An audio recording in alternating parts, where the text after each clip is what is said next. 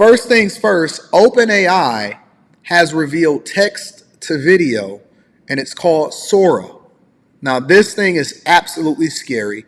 I know that we've been barreling ahead with technology and artificial intelligence, and OpenAI was the ones that kicked in the door as far as all of this artificial intelligence and chat GBT and everything like that. They're the company behind it.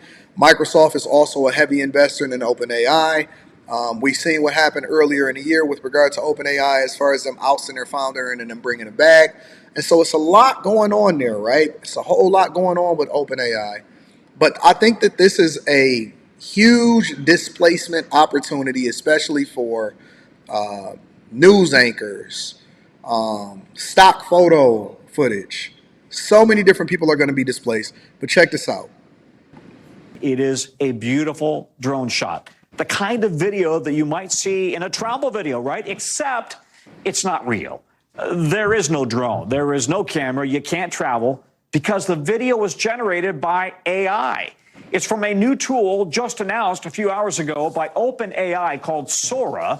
All it takes is typing in a short text, a prompt, and in minutes it spits out a 60-second video clip of pretty much anything you can imagine. Brian Chung is here to break this all down for us. This is cool, Brian. I mean, yeah, it could mean millions of people, though, could be out of work, right? Because who did all this video and what kind of an impact might it have on the jobs market? Yeah, I mean, it's really mind-blowing. Some other video that we saw was of a woolly mammoth in a tundra. We also saw a little monster lighting up a candle, and none of it was done by any animators. All you have to do is enter in a text prompt, you hit generate, and it creates what you see in front of you. Again, nothing was shot in this case. It's all AI generated. And obviously, this is of concern in Hollywood, where you have animators, illustrators, visual effects workers who are wondering, how is this going to affect my job? And we have estimates from trade organizations and unions that have tried to project the impact of AI. 21% of U.S. film, TV, and animation jobs predicted to be partially or wholly replaced by generative AI by just 2026, Tom. So this is already happening. And I have to also point out, this tech is from the makers of ChatGPT, so very much a big technological jump for that company. Yeah, but scary. I mean, Brian, what if I typed in right now, I want Brian Chung to tell me about the stock markets, and then I want him to walk down the street and buy a Starbucks? You wouldn't need me. Could it do that? It might, and you wouldn't need to do me. But here's the thing. There are some things inside the announcement today that came from OpenAI with regards to the way that they would protect you, for example, using my likeness. So usage policies that they already have in place, the company says, will reject violent or hateful images, sexual content, celebrity likenesses, IP of others. They also say that they're engaging policymakers, educators, and artists as they develop and test this technology, which, by the way, OpenAI tells me they don't plan on releasing to the public anytime soon. But regardless, even if they say that, what we've seen is that in practice, it's hard to stop. The issues with the deepfake porn, for example, with Taylor Swift's likeness, just illustrates how difficult it is to police these things. With video, it's very much an issue. So basically, everything is going to be disrupted. What I'm advising my people is to become investors, because you're not going to stop it. Let's just be clear. You're not going to stop the transition of what's happening. We already kicked open the door, and you're not going to put the genie back in the bottle. And so the best thing for you to do specifically is to be an investor and be at the forefront of it, than to be the person that gets displaced as a result of it. And so I already knew it was coming. I see it. We hear a lot of the different things that happen within the industry before it's coming sometimes, especially as a technology professional and being a content creator. I seen Marquise Brownlee do a video on it, and he broke it down a little bit more. And it's just going to continue to improve. And so it's scary.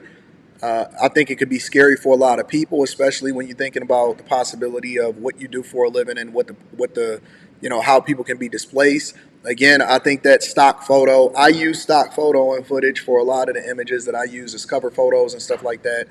I'm even thinking about transitioning one of my channels, the Don't Do Coke in the Bathroom channel, into a completely different channel, which we will probably need a lot of stock footage and a lot of stock photo, even though I have subscriptions to things like Adobe, where I have access to a library of stock photo and footage. But why would I need that when you can basically disrupt what was going on and say, okay, well, type in this prop, create this, 1 minute of video, and then you can go on from there. You know what I'm saying? So it's an interesting thing to see it happening, and it's just going to be a whole new world. Everything is going to continuously change so fast, and instead of rejecting it, the only thing you can do is really embrace it and try to get at the forefront of it.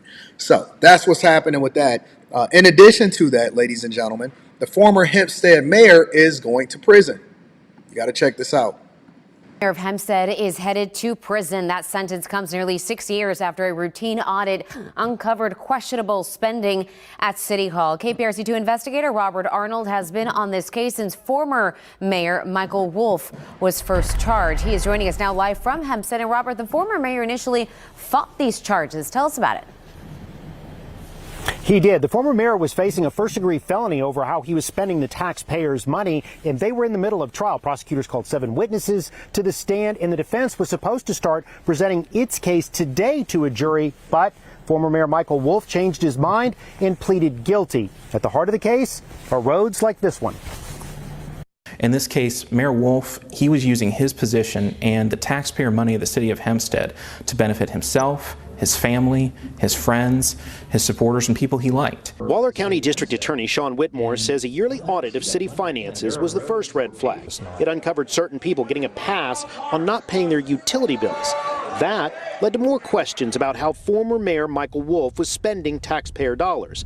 Eventually, prosecutors Bennett Dodson and Elliot Beatty amassed binders full of invoices and maps of road work that was never done or never completed. Our theory of the case was the system was set up as such where basically everything at City Hall flowed through the mayor. Prosecutor Bennett Dodson says he totaled more than $2 million worth of road work, all approved by the former mayor and all going to one vendor without any checks and balances. When you looked at the pattern of these invoices over time and where the work was being done, there was absolutely no supervision of the road work, and the city had paid for roads that still don't exist. Prosecutor Elliot Beatty says Wolf approved all these invoices himself and made sure to keep the amounts low enough to not trigger state bidding laws. If a project costs more than $50,000, it must be bid out by law. There were invoices for $49,000, $49,800, $48,900, very suspicious amounts. After initially pleading not guilty, Wolf's attorney told prosecutors this morning his client had changed his mind and would plead guilty. He was sentenced to 6 years in prison. He can't go. Listen.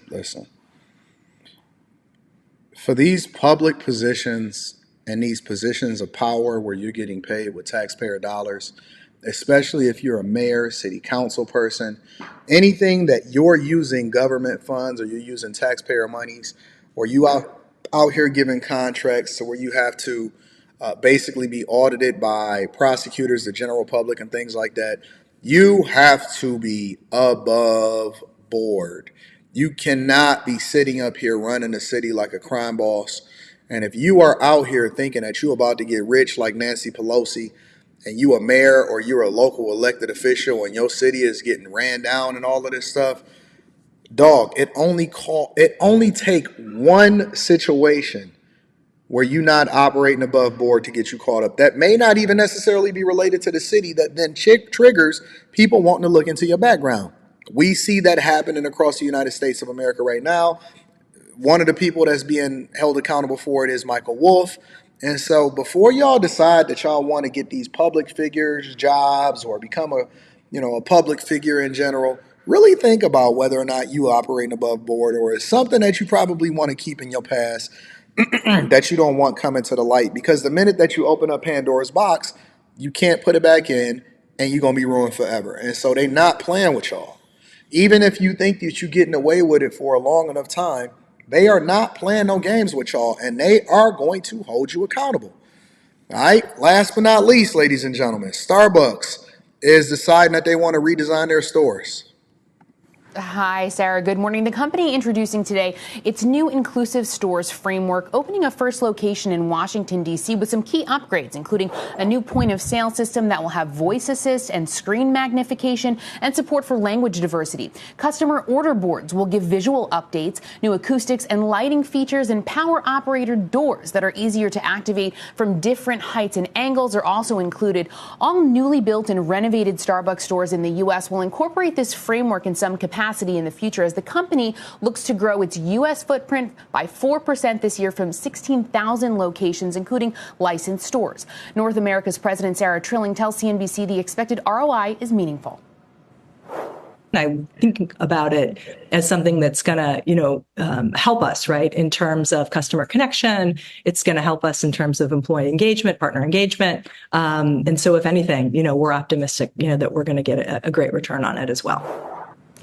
Now, I asked Trilling, does this mean you're moving away from formats like drive-through, which have been hugely successful? She says not at all. And in fact, some of these upgrades, like better sound control, will actually help baristas working drive-throughs, as it's apparently awfully loud in there. Worth noting, store conditions were also a sticking point for some of the workers who have organized at Starbucks over the last few years. Sweetgreen and McDonald's are just some other names who have tested out different store formats, including some automated Sweetgreen locations and, of course, the new Cosmix location that McDonald's has focusing on snacks and drinks. So you're looking at companies trying to really figure out what consumers want, make things better for workers, and also make some money at the same time, guys. Back over to you.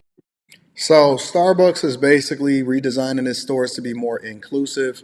I'm not really sure what that means. Anytime I hear the word inclusive or diversity, equity, and inclusion, or black excellence, or black-owned business, or anything with regard to women, or separating ourselves based off of the people that decide to patronize the business, that personally is a red flag to me, but it looks like they're just making improvements to the stores, not necessarily a radical redesign, but I'll keep an eye on it because I don't want to support anybody that is hiring people based off of preference and not based off of who's best for the job.